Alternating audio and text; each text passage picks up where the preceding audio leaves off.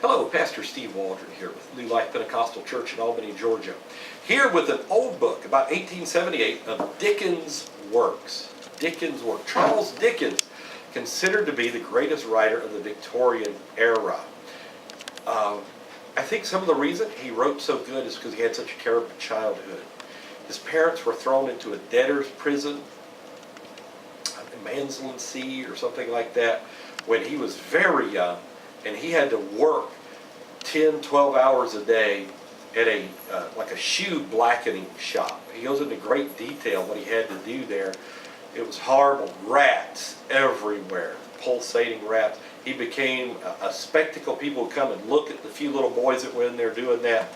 So he always wrote from that perspective, from Oliver Twist, on and so forth. David Copperfield, from very poor. What were the relationships to the poor, to the rich, and all this. My friend O.C. Marler got me this book. This is volume 3 in a much larger series. I think I still got them as complete works from another time period, but I just wanted to show this one. It's very good. And it's got these particular works in it. I'll show this. Got a little picture from 1870 of Dickens. I think Dickens died maybe in 1870. He died at 58 years of age. He was very young.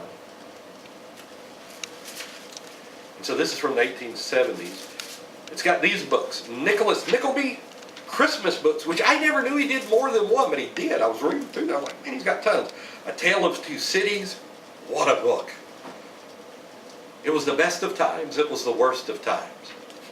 That's how it opens up. And then the ending, when the guy switches places with the good guy, an evil guy switches places with the good guy to be guillotined. He looked a lot like him.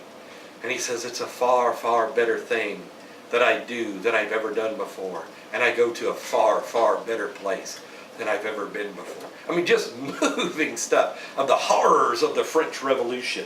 He gives a very even-handedness of that. Nicholas Nickleby.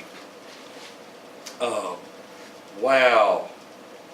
It has one of the worst protagonists in the whole world, antagonist in the entire world in it. It's, I can't remember his name right now. It's some weird name. And it's just, they're horrible people running a boys' home. And he was in a bad boys' home at one point in his life. So he writes that. And this boy named Smike reminds me so much of Quasimodo and Nicholas Nickleby. And Nicholas Nickleby rises from bad circumstances to become this great, virtuous man full of integrity. Then the Christmas story. A lot of people miss in the Christmas story that, like when the ghosts are coming, actually they're spouting popular philosophies like Kantianism, Malthusianism of the day. And they're being answered. Scrooge is believing these different philosophies, and these philosophies are being answered. A lot of people miss that. And Tale of Two Cities. And then another one that I wasn't acquainted with, Dombey and Son, and it's about a shipper. It's about somebody who ships. Charles Dickens, just a great writer, encouraged people to read. Some people say he didn't write from a Christian viewpoint, but one of the fascinating things is England was going through one of the greatest depressions that it ever had, and people quit celebrating Christmas. They stopped.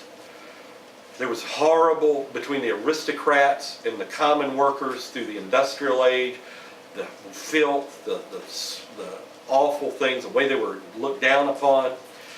And so Dickens knew that Christmas was a time people could come together and celebrate the Lord's birth. And so he saw England drifting away from Christianity. And it said he wrote a Christmas story in his head before he ever wrote it down. He said the whole time he was writing it, he was laughing and crying repeatedly as he was writing it. He writes it. He comes out on December 19th, 1843, I think. Sold all 6,000 copies by New Year's Eve. Kept selling. They said it had a seismic effect in England. They said by the next February, people were being nicer to each other by that time. As a matter of fact, many people, like articles that will be written of Charles Dickens, It'll be, see, the man who invented Christmas. Now we know Jesus is the reason for the season. But he's the one, as much as any other, that got it being celebrated on a regular basis and around the world.